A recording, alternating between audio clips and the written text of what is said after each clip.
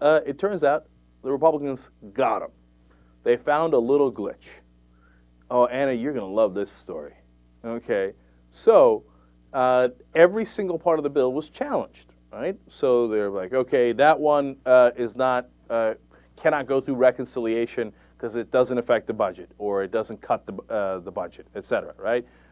And that one and that one and that one. They challenged all the clauses until they hit on two. Now, one's a technicality. It's not important at all, right? The other one, and both sides agree it's not important. It's just, haha, we got you and you have to change that, okay?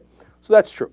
The second part is, well, you see, taking away the money for the Pell Grants and saving the $61 billion, the ones that went to the private bankers that just wound up keeping the money, that makes sense, and I love that they took that out. And that's fine, and that passes reconciliation. The one thing that doesn't, and now will be removed from the bill, is to take that money and give it back to the students.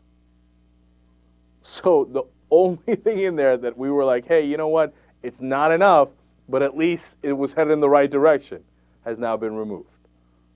Okay, again, it's not a total loss, because I love that $61 billion doesn't get wasted no matter what. But the college students, unless they pass a new bill, are going to get squat from it. Congratulations, Republicans. Nicely done. You can take that victory back home and hang a mission accomplished banner on that one. And you know the thing is, they'll brag about it. They'll be like, oh yeah, we got the money removed from kids. Dude, you think you're getting an education? Hell no. You think you can get an education? Hell no, you can't, as John Boehner would say. So there goes that. So now what they got to do is they got to bring it back to the House. Okay, so that historic vote, la, la, la, you know. We got to do it again. Okay, so, but there's no problem. It looks like Pelosi's confident that they're going to pass it again just without that one provision and fix the technicality to bring it back to the Senate, and they vote on it, and then finally it gets done. So the Republicans did not manage to kill the bill in any way, shape, or form. They delayed it by a couple of days, and it cost a lot of students their tuition. I mean, if anything describes the Republican Party, that is it right there. Casper, go. Let them have it. Okay, so you talked about how the Republicans will be bragging about this, right? Yeah.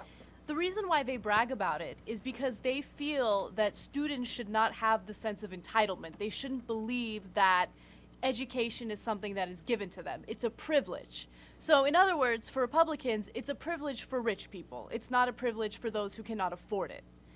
And it's the most frustrating thing in the world because they don't understand that education is what helps us compete in the world economy. Education is what helps people create technologies that help us compete in the world economy. So it's the most frustrating thing in the world because they're looking at this as a situation where students are looking for government handouts. They don't think about it that way. Think about bettering our nation as a whole. But to them, it's not about that. It's about helping the rich succeed and keeping the poor poor. It's that simple. Now, there's another aspect to that. Anna's, of course, 100% right about that. Education is the great equalizer, right? But that's the thing. The Republicans don't want an equalizer.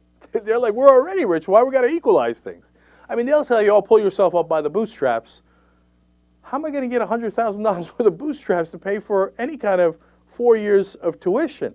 Well, if you got that kind of bootstrap, let me know where it is, right? Some are now running much higher than $100,000 for tuition, right? So I was on a conservative radio show earlier this week, and so, you know, the guy challenged me. He said, how did you make it? You know, you worked hard, right? And you don't want black people to work hard.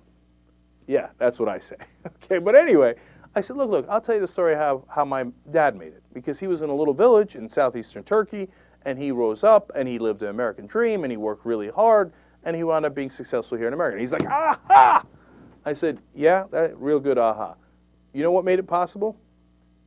He took a test when he was in that village after high school that allowed him to get into a school, college in Istanbul, the biggest city in Turkey, and get a free education.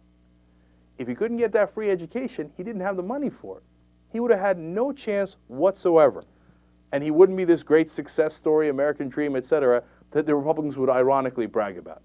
The bootstraps that in that case the Turkish government threw at him was a free education. And it made all the difference. And then you know what he did? He contributed to the Turkish economy, built up a whole company there, built machines, etc., wound up helping the industry there. Then he came here and contributed to the economy here, Why? Because we gave them a shot. Because that's what the government's supposed to do. They're not supposed to give you handouts. They're not supposed to equalize results. That's what Republicans and conservative talk shows will tell you. It's bull. No. What they're supposed to do is give you an equality of opportunity, give you a fair chance. So how do we give you a fair chance? If you're burning in a burning building, we send the fire department to come get you so you don't die.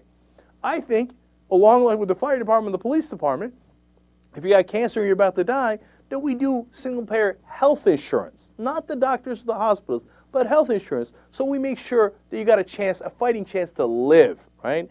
And then I think the next branch of that is the education.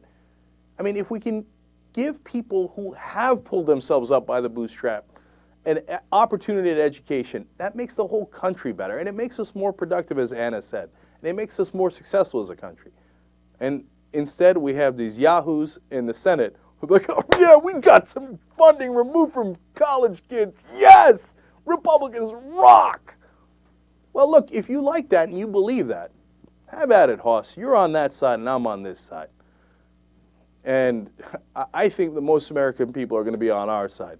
But we got to make that case and we got to deliver on it. And they should put this right back into the legislation and they should get it passed so those kids get that money.